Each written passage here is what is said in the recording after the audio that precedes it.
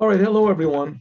This is Rabbi Bolton, and I put up. If you look at our YouTube site, so you'll see that I put up over there a from last year an explanation about Haggadah, the Haggadah of Pesach, the Passover night, the Passover. What's called the Passover Seder, or what do you call it in English? I don't know. They call it the Seder night.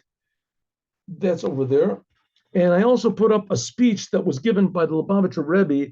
It's written in Likkutei Sichot Aleph. Where is this? Likkutei Sichot Aleph. It's over here somewhere. I have it. Here it is. No. Anyway, so it says, oh, here it is. Likkutei Sichot Aleph. This we also did last year. So you can listen to those, but don't take the beginning too literally, because this was according to the calendar of the day of the week of last year. So I think the Passover fell on Shabbos, etc. But it's not so. Passover falls on Thursday this year. Wednesday night. Wednesday night is the Seder night this year. Okay. Now I'm going to tell you a story. Everyone. And it's a story that really happened to a good friend of mine. He passed away, unfortunately. He passed away. This was already like 40 years ago, 39, 30 something, 35, 36 years ago. Passed away. Bosom friend, we learned together in Hadar HaTorah, which was a yeshiva, a place of learning Torah for Bali Tshuva, for people who started late. And that was me and him. He was a big genius. He was a genius. He was an excellent teacher. And he was a very devoted person. But he got a disease and he passed away in, what was it, 1985. 1985. So that makes it like, almost 40 years ago. Okay, that was the fact that he passed away. It was a good friend. So since that time, every day that I wake up, so I consider it to be a miracle, because he was a healthy person and a lively person. Anyway, so he told me a story. His name was Azriel Wasserman. That was his name, Azriel Wasserman. He told me a story. And they used to have in New York, there was a thing called Release Hour. Release Hour was, they arranged it that maybe they still have it, but they arranged it that every week, if I'm not mistaken, on Wednesday, any children that wanted religious instruction of any type could get out an hour earlier. And they would stand outside of the school. They would stand, ministers and priests. And then in those days, I don't think that Islam was popular at all. I don't think there was very much of it in America at all. But maybe there was. I didn't notice it, though. So there was, from all the different denominations of Christianity, and there was nobody from Judaism. So the previous Lubavitcher Rebbe, Rabbi Yosef Yitzchak, he said that someone could go from Chabad. So we started going. So all sorts of people went, and I also went, and my friend Azriel Wasserman, he also went. Now he was an educator. He was really an educator, and he had a good sense of education. And this was a long time ago. I didn't have that much of a sense of education. I like to talk to people. I like people, but educating children, I never had any experience. But he did. He had experience. And he was natural at it also. And in addition to that, he was very talented just in general. So he decided to make for these children a mock, practice Seder Passover. It's very common. And what do? You bring, like, instead of wine, so they bring like Kool-Aid, that's blue. And instead of matzah, so they bring like crackers, or they bring, matzahs that not kosher to Passover. And a few of the other things, they bring lettuce and they bring this and that. So we made it, they drink the 4 cups and they eat the wine, they sing a few songs. Now, these are children that are not religious. These were in American schools. And these children are not religious at all. If they were religious, they wouldn't have gone to public school. This is public schools. But they know that they're Jewish. They know that they're Jewish. And so they came, they participated. So he would get like 10, 20 kids that would come and they would participate. So he made for them, he told them that he was going to make for them a practice Seder Passover. So he did. It was Wednesday. And I think that the Passover came on Thursday. I think it was Thursday and Friday outside of Israel. So we made this practice Seder and it was Wednesday in the daytime. Is this right that I'm telling the story? No, no, it must be not that way. One second, just 1 second. 1 second. No, it must have been that the Passover. Oh, I think I know what it is. Passover Seder was probably on Sunday. That's what it was on Sunday. Okay, so okay, let's go again. So he makes this practice Passover Seder with all the kids, and they drink the wine at the proper time, and the grape juice and the what. So one of the little girls says, "Tell me, teacher, why are we doing all this? Why are they doing it?"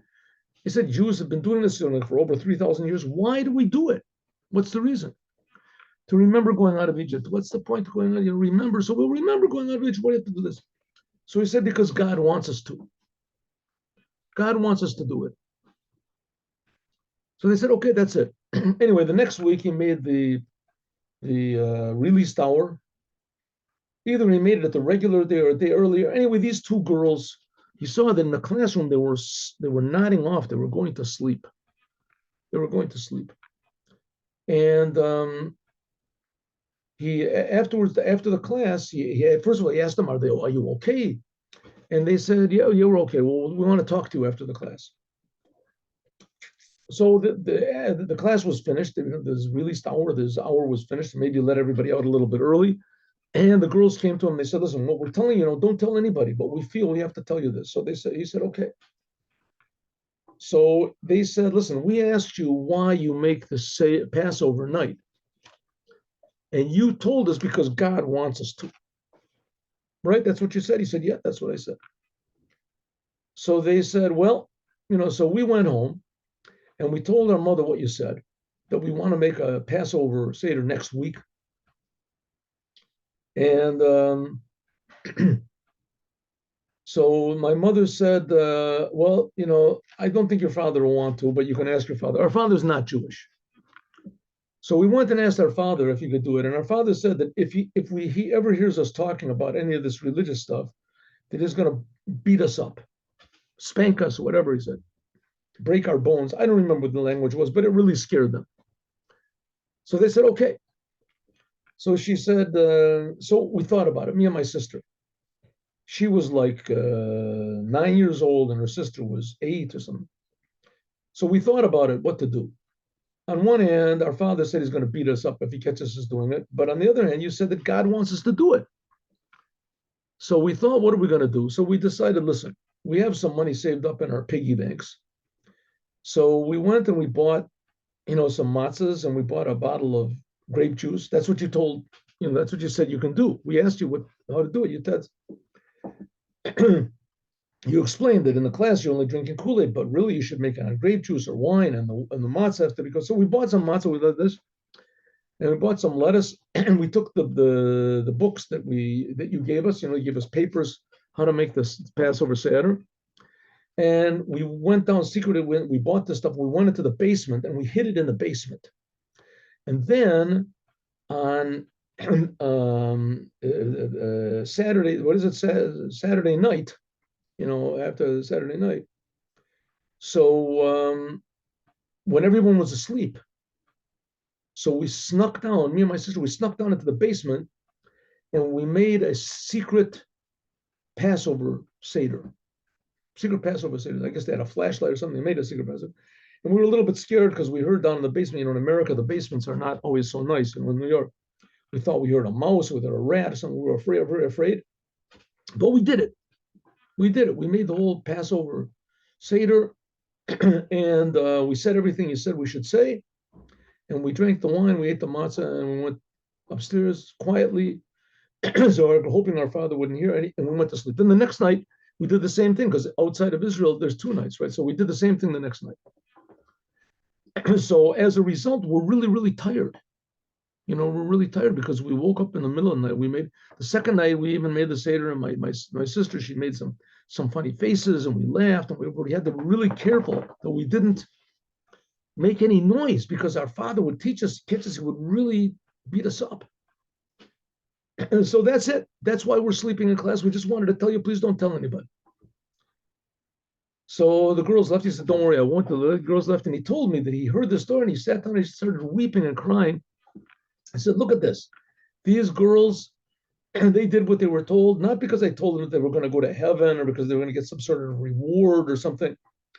I told them that that's what God wants, and they did it at a great risk to themselves. And they're just little girls, you know. But it shows what the Jewish soul is, that just the knowledge that God wants you to do something. And here they trusted the teacher that he wasn't telling them a lie, and that we had no reason to lie. What's he going to get out of the whole thing? You know, isn't they're not going to come into church or something, be saved? Just that God wants it. That's enough, and that's the whole essence, really, of what Passover is. Just that God didn't want the Jews to listen to the Egyptians. They wanted the Jews to listen to him. They should be his servants instead of the Egyptian servants. And we see that deep down inside, if the Jews are given a chance, when they were in Egypt, they couldn't. They didn't have time. They didn't have a chance. But when they were given a chance, the Jews will want to be servants of the Creator and not servants of Paro. That's the attitude that we should have on the night of Passover. We're doing what the Creator wants, and the Creator is really good. And we hope that the Creator will do what we want and give us Mashiach now. Have a happy and a kosher Pesach. Tomorrow there'll be class 8:15.